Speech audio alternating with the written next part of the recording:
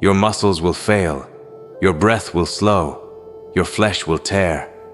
And if that's all you trained, you've already lost. A true warrior is not built in the body. He is forged in the mind. The body is only the sheath. It is the blade within that determines the strike. Anyone can lift weight. Anyone can run when the sun is shining. But can you act with stillness when the wind howls?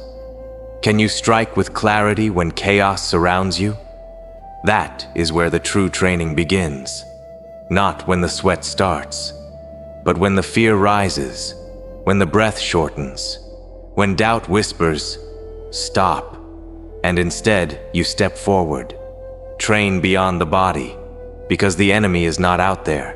It's the voice inside, the one that negotiates, the one that pleads for ease, the one that fears death more than dishonor. Cut it down. Each day you rise, you sharpen your edge. Each choice you make is a swing of the sword, and most waste their strikes on comfort, on validation, on the lie that peace can be bought without struggle. But peace is not something you are given.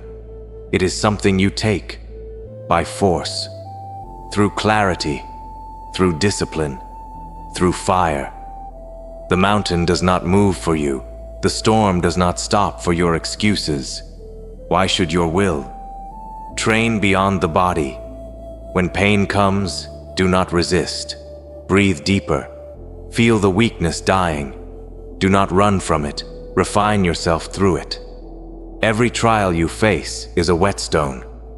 Either you let it blunt you, or you become sharper through its pressure. The body will always reach its limit. The mind will tell you that you've reached it long before. But the spirit has no ceiling. It only waits for your permission. And that permission is given in silence, not with words, but with action repeated 1,000 times when no one is watching. The strike you practice when exhausted. The ritual you honor when uninspired. The path you walk when you no longer believe in reward. That is training beyond the body. And when others fall, you will rise, not because you are stronger, but because you are emptier, detached from comfort, unchained from outcome, free of illusion. Only those who abandon the need to feel strong can become truly unbreakable. Because strength is not something you carry. It is something you become when everything else has been burned away. And fire will come. Let it. Let it scorch the surface. Let it crack the mask. Let it destroy all that was never meant to last. Because what survives the fire is real. And that is what you must train for. Not the illusion of strength, but the essence of it. Not the applause, but the alignment. Not the appearance of power, but the presence of it. Quiet, unmoving, unshaken. You are not training for the crowd. You are not training for the mirror. You are not training for a name. You are training for the moment the sword must be drawn, and no hesitation can remain. You are training for the day when everything you love is threatened, and you must choose between action and regret. You are training for death, and the peace of knowing that you never knelt before comfort. Train beyond the body, or be mastered by it. The body screams. Let it scream. It is not in control. The heart races. Let it thunder. You are not here to be calm. You are here to be clear. When your hands tremble, when your legs fail, when your lungs beg for rest, that is the hour of truth. That is the moment every warrior is revealed, not in triumph, in suffering. And in that suffering, you will learn this. The body is honest. It exposes weakness with no mercy. It reveals whether your will is forged or fragile. The blade does not lie in battle.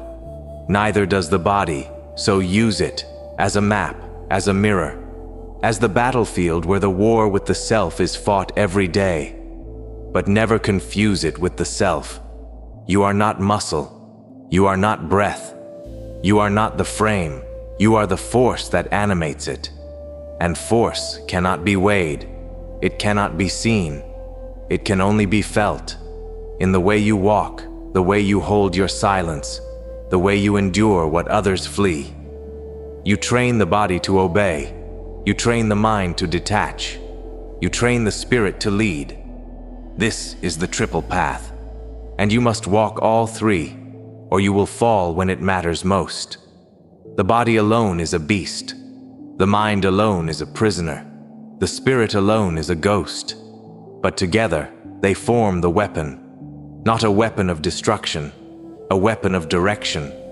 A blade does not choose its target, but a man of mastery does. So sharpen yourself. Strip the body of luxury. Strip the mind of noise. Strip the soul of craving. And what remains is pure motion. Not emotion, not hesitation.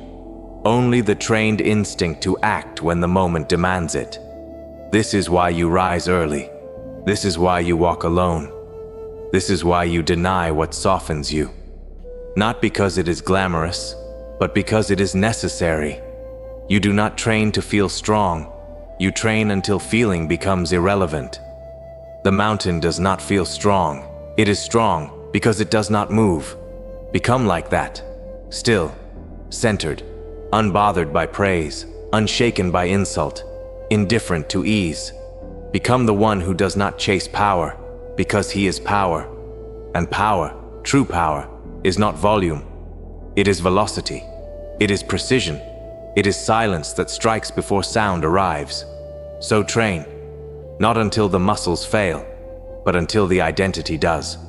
Until the man who needed proof, who craved recognition, who feared failure, dies. And in his place stands something older, something deeper, something born of fire, cold, silence, and repetition. Something the world no longer recognizes, but cannot ignore. That is the warrior. And he is trained not to survive, but to serve the way, to serve clarity, to serve purpose, to walk forward whether the sun shines or the void answers. The path will offer no comfort, no finish line, no applause, only the sound of your breath, only the weight of your discipline, only the echo of your footsteps in a world too loud to hear them. But you do not walk for the world. You walk for the fire that never dies, for the silence that never breaks, for the oath you made in the dark and kept. Every sacrifice, every repetition, every time you stood when no one saw, that is the training. And the moment will come, it always does, when the blade must move, when the soul must speak, when everything depends on whether you are ready. You will not rise to the occasion. You will fall to the level of your training. So train beyond the body. Train until the body breaks and you remain. Train until even death respects your posture. And when all else fades, let your discipline be the last thing standing.